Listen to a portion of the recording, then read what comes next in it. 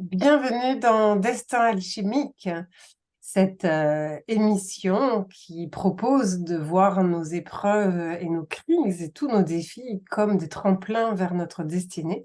Aujourd'hui, j'ai le grand bonheur de retrouver mon cher ami Stéphane Rio, Bonjour qui va Charlotte. nous parler de sa propre métamorphose, peut-être. En tout cas, Stéphane, très heureuse de te revoir Mais oui, après un long moment sans se voir et puis ces retrouvailles récentes à Venise pour cet événement sur l'alchimie féminin-masculin, vitrine d'un monde nouveau.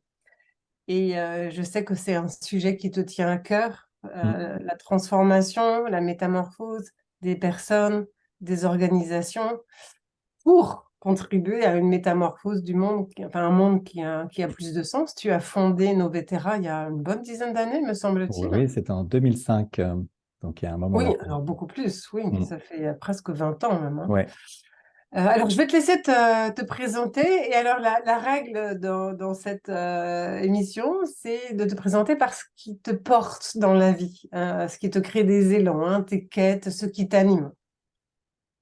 Et merci de me poser cette question. Ce qui m'anime, j'ai presque envie de te dire, finalement beaucoup de choses, parce que je suis intrigué, inspiré et curieux de beaucoup de choses, mais il y a un sujet qui me porte, c'est le monde de demain, c'est le monde qui vient, c'est cette nouvelle terre en fait. C'est pourquoi mon entreprise s'appelle Novetera, la nouvelle terre. Et c'est vrai que je suis passionné par le monde qui est en train d'émerger, un monde nouveau, avec une nouvelle conscience pour demain.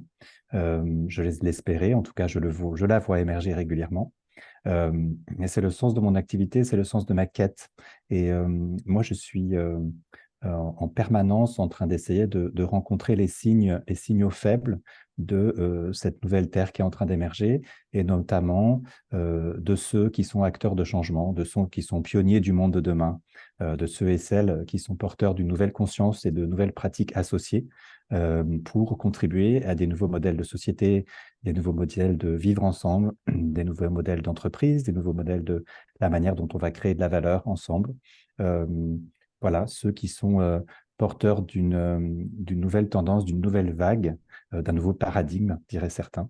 Et c'est ça un peu ma quête. Et donc, je cherche autant les projets qui peuvent sembler inspirants, qui sont contributeurs de nouvelles formes économiques, par exemple, ou de nouvelles formes d'organisation, ou de gouvernance, ou de manière d'être ensemble.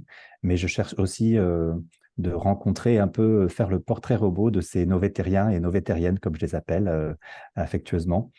C'est où est-ce qu'ils sont branchés, tu vois, à quel endroit est-ce qu'ils sont euh, euh, euh, inspirés, avec quelle énergie ils ont envie de contribuer au monde qui vient. Hmm.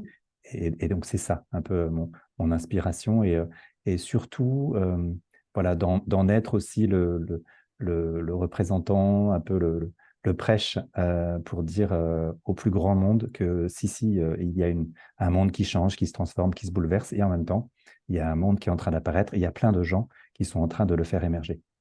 Hmm.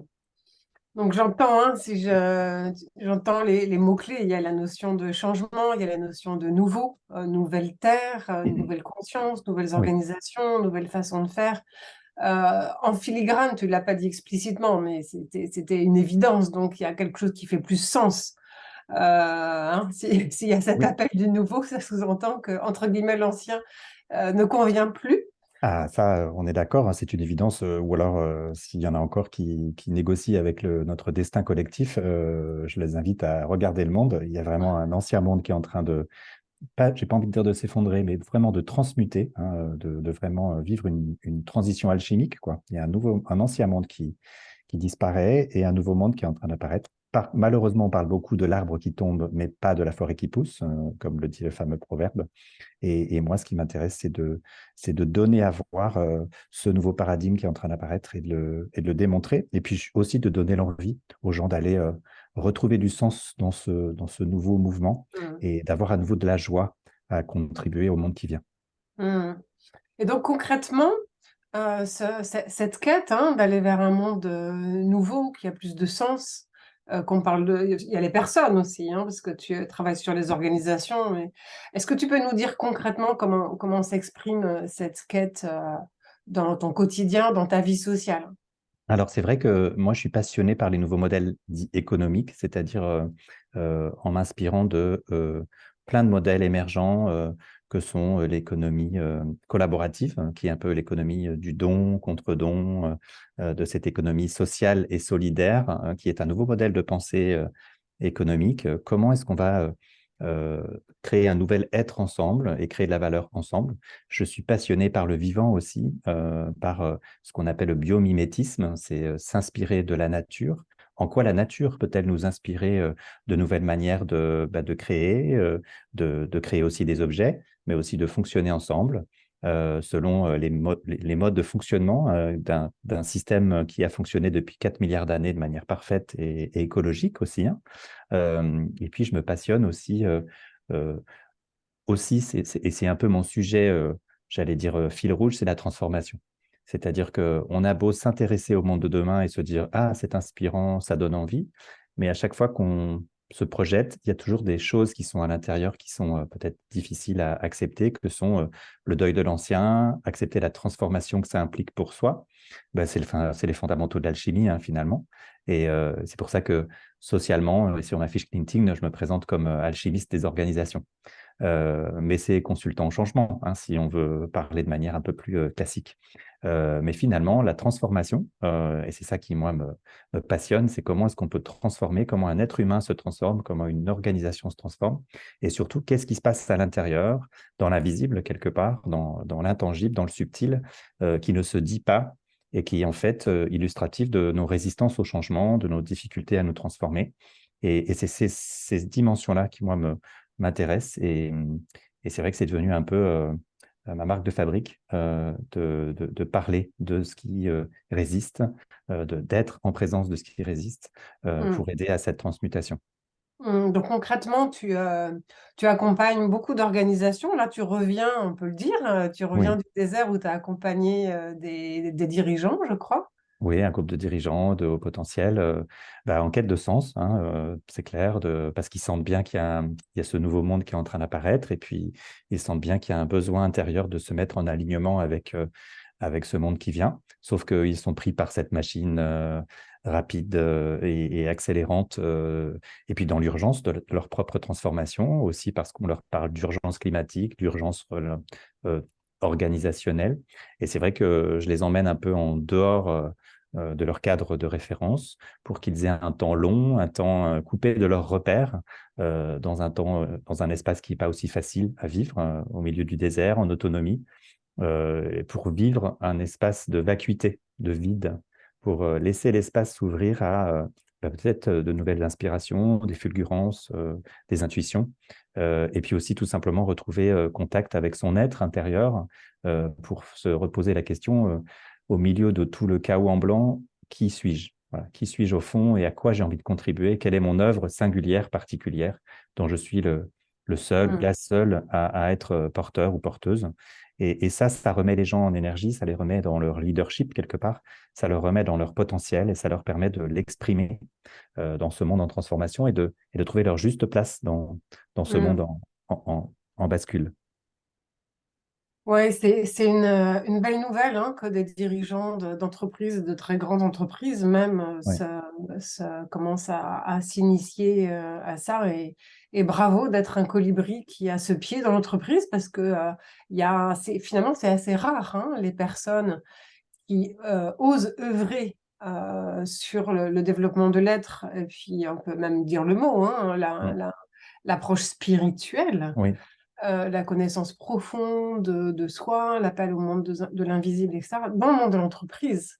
oui, Il y en a beaucoup qui n'osent pas, avec la croyance que ça n'a pas trop le droit de citer, que de toute façon c'est foutu, avec cette croyance hein, que les entreprises, de toute façon, c'est des diables.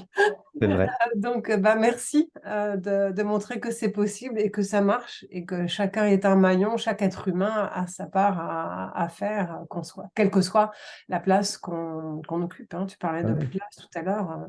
tout à fait. Et les dirigeants sont des êtres humains et les organisations sont des organismes vivants. Donc tout est vivant, le vivant est partout. Et, euh, et en effet, j'ai fait ce choix-là aussi par ma carrière personnelle de rester dans le monde de l'entreprise. J'aurais pu bifurquer et de ne faire que de l'accompagnement, mais j'ai décidé de rester un petit peu dans,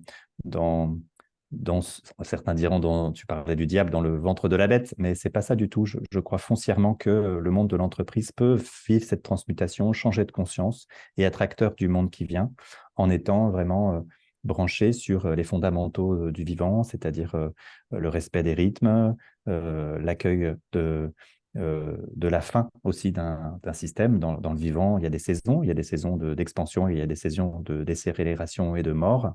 Euh, et puis, respecter la régénération et la capacité de régénération du vivant. Et quand des entreprises commencent à développer et des dirigeants commencent à développer cette logique-là, ben, ils commencent à faire des propositions et des expérimentations différentes et qui sont finalement plus durables et puis aussi qui apportent de la joie, du sens, de la créativité. Et c'est ça que j'ai envie de démontrer, tout simplement. Je suis Alors, tu le pas... dis aussi dans des livres, hein, Oui, alors, notamment un. ça dépend lequel. Donc, en effet, j'avais écrit il y a 10 ans avec Anne-Sophie Novelle Vive la co-révolution. C'est pour un essai sur la révolution de l'économie collaborative et de la pensée coopérative, dans lequel on abordait le sujet de la nécessité d'œuvrer ensemble, même en tant que concurrent, et de penser en système, de penser en systémique. Et puis, il y en a un autre en préparation, là, qui va bientôt sortir, sur les dimensions invisibles de la transformation des organisations, Tu as déjà qui le arrive titre? bientôt. Alors, il arrive bientôt le titre, je le garde en petit teaser pour Ah, bientôt. d'accord. Mais en effet, le baseline sera redécouvrir les dimensions invisibles de la transformation des organisations. Hmm. Voilà, en tout cas, l'invisible dans la transformation, les architectures invisibles de la transformation des entreprises. Hmm.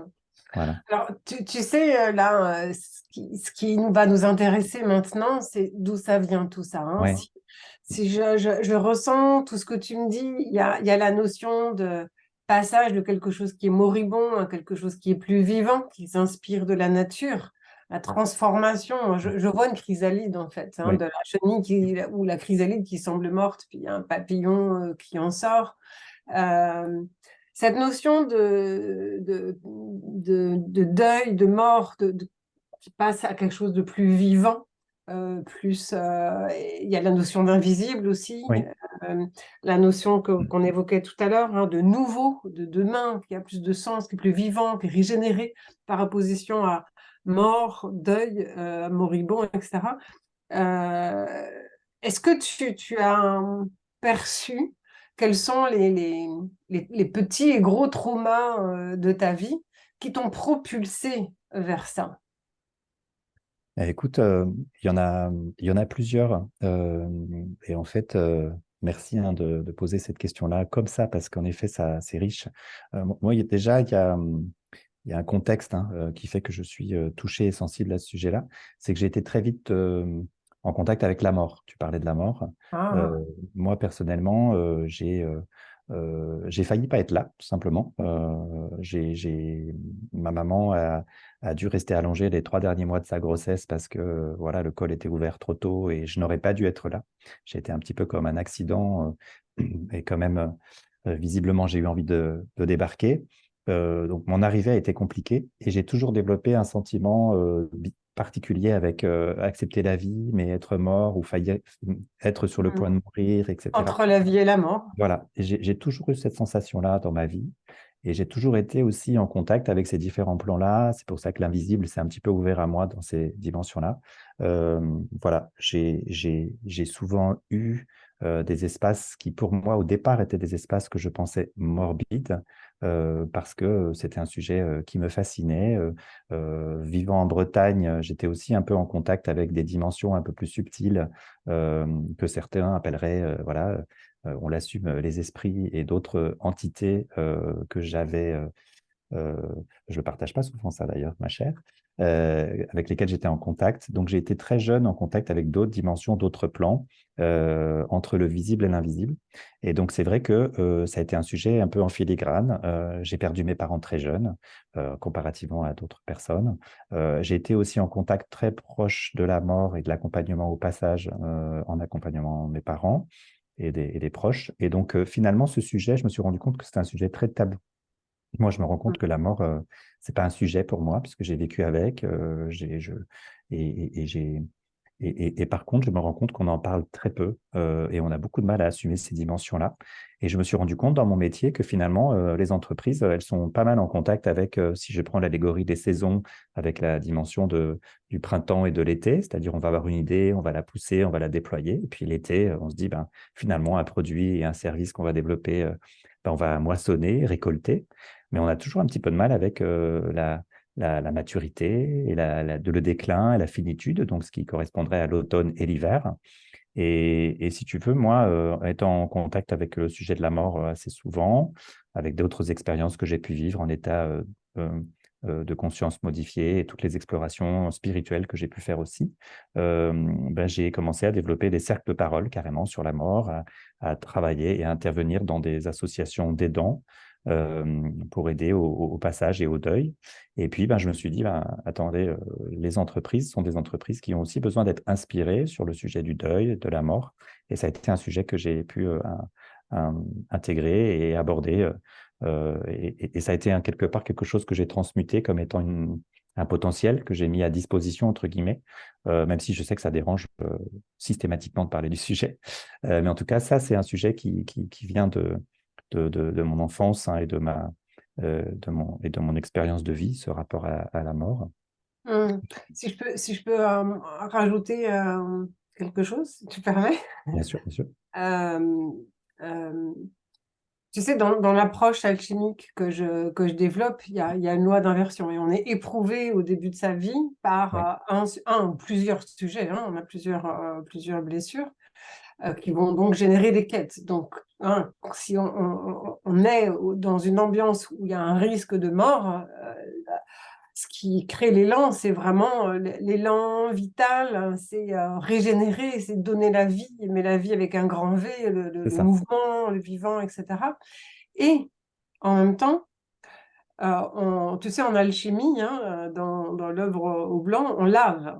On lave, tout à Et fait. donc là, l'idée, c'est on lave la souffrance associée à la mort pour ne garder que la mort dans son énergie neutre, voire positive, parce que la Oui, mort, au sens symbolique, c'est justement faire le deuil, oser quitter l'ancien, c'est ça. oser affronter et même se connecter, parce qu'affronter, c'est genre un combat, mais oser se connecter au monde symbolique de la mort, c'est-à-dire au monde de l'invisible, C'est ça. au monde de la vie, de l'au-delà, quoi, C'est quelque ça. part. Donc ça te donne vraiment une légitimité et une belle expertise pour œuvrer dans ces dimensions subtiles et faire des deuils pour oser le nouveau. Ouais, c'est ça. Et c'est pour ça que je me sens très à l'aise à parler de transformation. C'est-à-dire que Mm. pour moi, quand je suis devenu consultant en accompagnement au changement, vraiment le sujet de la transformation, pour moi, elle est arrivée en permanence. J'ai souvent eu des petites morts dans ma vie, c'est-à-dire des choses que j'ai dû arrêter dans toutes mes sphères de vie, dans mes relations, dans des projets que j'ai menés, etc. Donc, quelque part, ça a installé un espace pour moi oui, en effet, de légitimité d'aborder le sujet, quoi. Mais il y a d'autres traumas, si tu veux, qui sont un petit peu combinés. Je ne sais pas si tu veux que je Ah tente oui, oui, de vas-y, t'en sortir un bien autre sûr. du chapeau. Tu sais, moi, Ouais, avec mon activité de transformation des ombres en lumière, ouais, je nage dans les ombres, mais ouais, en c'est ça. les transmutant tout de suite. Ouais, Donc, c'est ça. on n'est pas dans le pathos. Ouais, Là, ouais, l'idée, c'est ça. c'est de prendre de Ah la non, distance, mais tout est intéressant. non, c'est vraiment pas du pathos, c'est vraiment de la passion pour la vie, en fait. Tu vois, quelque part, la C'est passion la pour même racine étymologique, bah oui, presque. tout à fait, tout à fait. C'est vrai ça.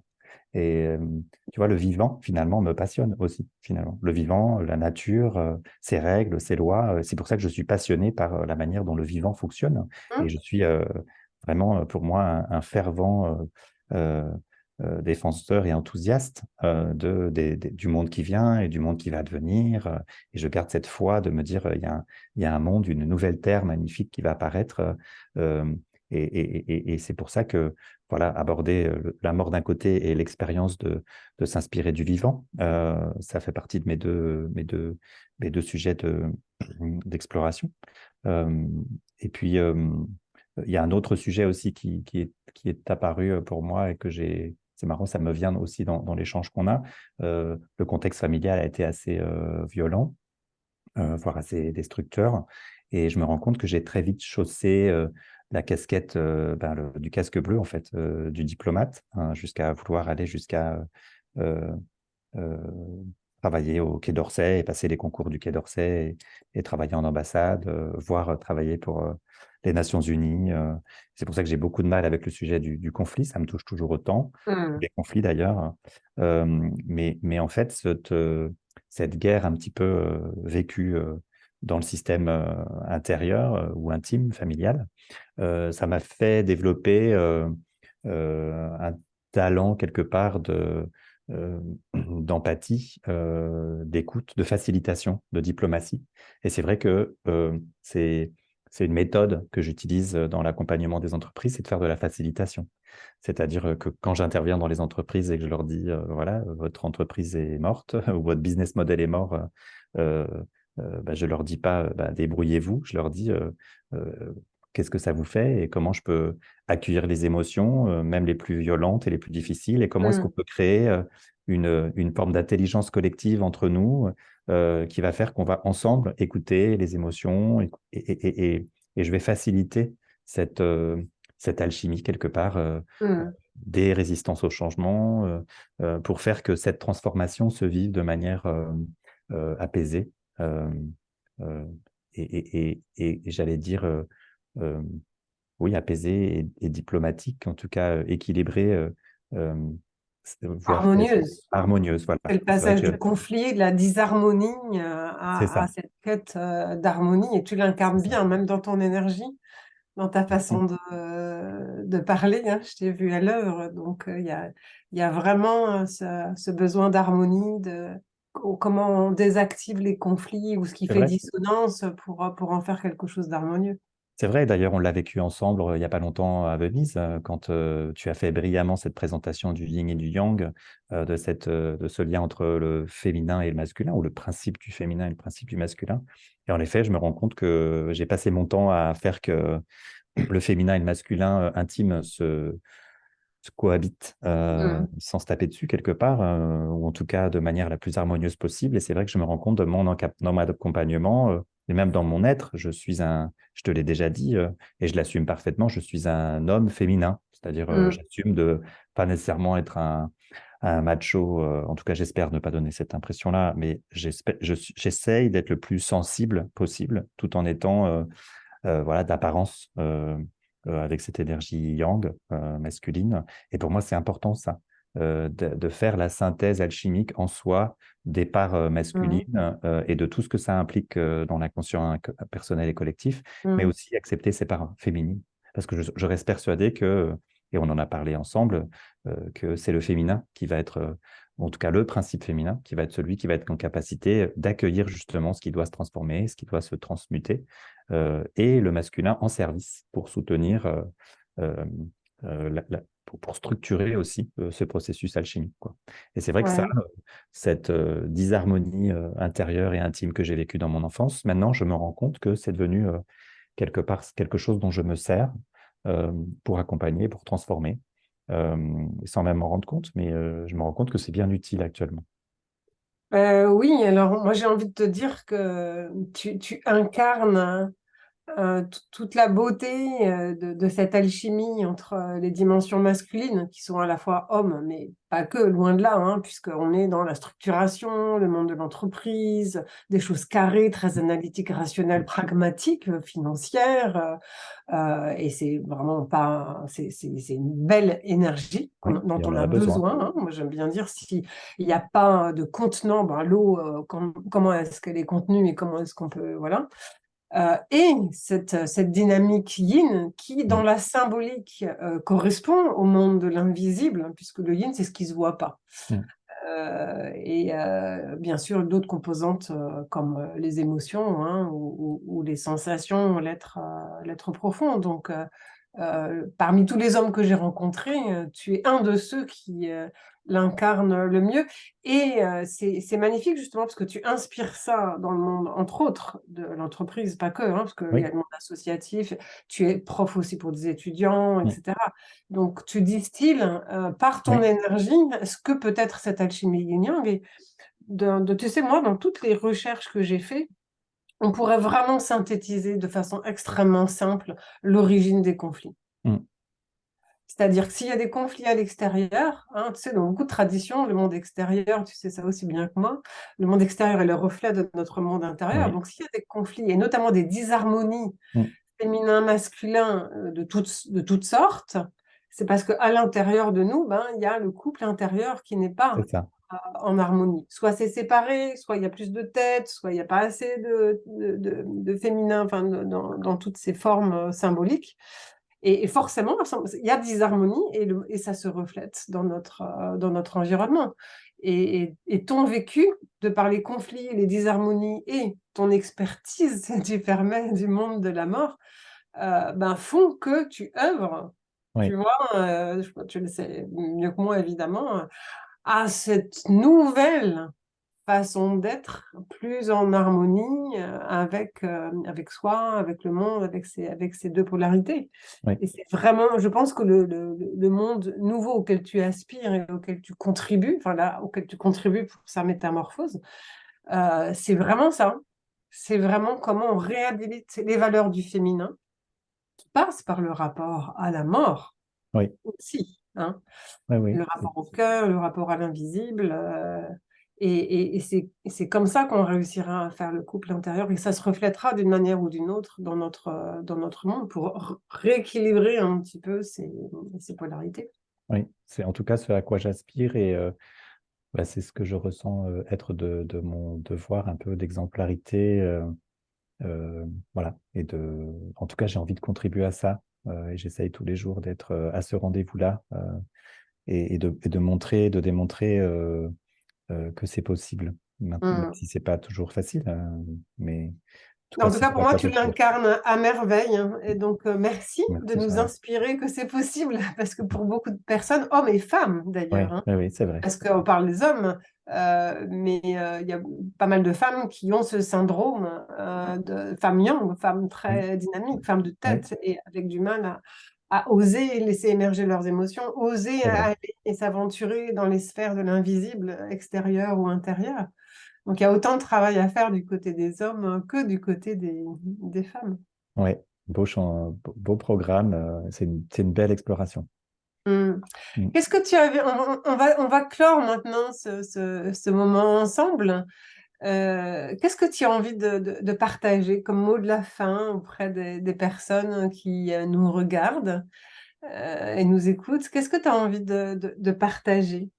Bah écoute, moi, ce que j'ai envie de te partager, c'est un peu ce que je ressens de l'expérience qu'on a vécue là dans tous les accompagnements qu'on fait, et notamment dans celui qu'on a encore vécu la semaine dernière dans le désert. C'est de se rendre compte que dans dans toute existence, même les dimensions les plus sombres, euh, quand on développe une capacité d'accueil de ce personnage qui a dû s'adapter, hein, de ce qu'on appelle, nous, un personnage de survie.